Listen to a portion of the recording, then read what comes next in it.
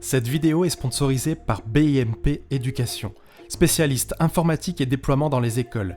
BIMP Éducation accompagne la transformation digitale des établissements scolaires. Cette vidéo fait partie d'une série qui présente et explique le fonctionnement de l'application pour l'école. Suivre le travail des élèves. Chaque devoir donné dans Pour l'école contient une ou plusieurs activités à réaliser par l'élève. Lorsqu'une activité est achevée, l'élève l'indique à l'enseignant en touchant le bouton marqué comme terminé. Pour l'école, remonte alors l'information dans l'interface de l'enseignant qui peut avoir un aperçu rapide de l'avancée des élèves grâce au panneau Toutes les activités présents dans le devoir. Les données de progression de chaque élève sont visibles dans le panneau Données de l'élève, présent lui aussi dans le devoir. Son fonctionnement est simple, puisqu'il indique avec l'axe des ordonnées le temps passé par l'élève sur l'activité et grâce à l'axe des abscisses, le niveau obtenu par l'élève sur une activité qui mesure la progression. Cela nécessite des applications compatibles comme Kahoot, GarageBand ou Explain Everything. La correction des activités réalisées. Les documents collaboratifs partagés entre l'enseignant et les élèves sont accessibles en permanence, même à distance. En ouvrant un document, l'enseignant voit précisément où en est l'élève dans son travail et peut réaliser des modifications, donner des indications si cela est nécessaire pour aider l'élève. Lorsqu'un élève a fini son activité, il doit la marquer comme terminée ou l'envoyer à son enseignant en touchant le bouton dédié dans l'application.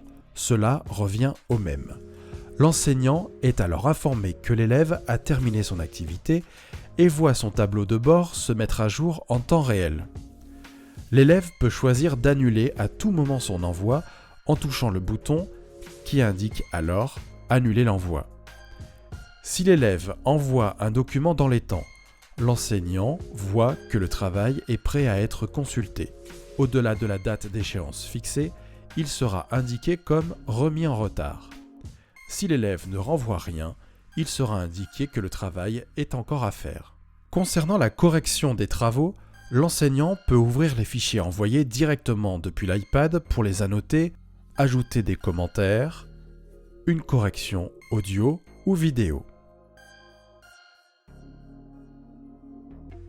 Il est aussi possible de se connecter à iCloud.com avec l'identifiant de l'établissement scolaire pour réaliser une correction depuis un ordinateur Windows ou Mac. L'enseignant renvoie individuellement le document corrigé à l'élève via le menu qui s'affiche en touchant les 3 petits points à côté de l'identité de chaque enfant. Ou bien, l'autre possibilité est de renvoyer tous les documents corrigés au même moment grâce au bouton « Renvoyer aux élèves ».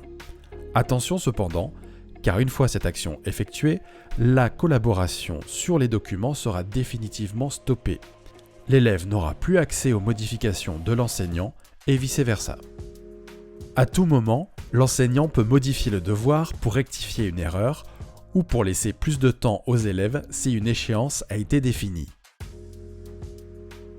Il peut aussi verrouiller un devoir pour empêcher les élèves de rendre un document ou d'effectuer des modifications. Lorsque le devoir est corrigé ou lorsqu'il est temps de passer à autre chose, l'enseignant marque le devoir comme terminé. Cela aura pour conséquence d'archiver ce travail sur sa tablette, mais aussi sur celle de l'élève.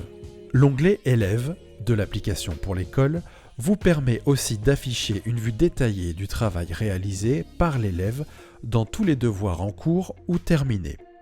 Le suivi est ainsi facilité. Rentrez éventuellement en contact avec l'élève pour discuter par e-message si quelque chose est à refaire ou n'est pas compris.